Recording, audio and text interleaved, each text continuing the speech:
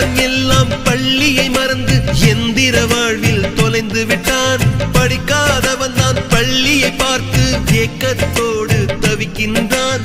10 மாதம் சுமந்த தாய்க்கே பணிவிடைகள் செய்கின்றோம்.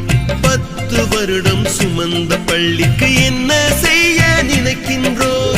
இருக்கும் கோவில்கள் போதாதென்று புதிதாய் கோவில்கள் கட்டுகின்றோம். பள்ளிகள் எல்லாம் கோவில்கள் என்பதை ஏனோ நாமும் மறக்கின்றோம். மீண்டும் பள்ளிக்கு போகலாம், நம்மை நாம் அங்கே தேடலாம்.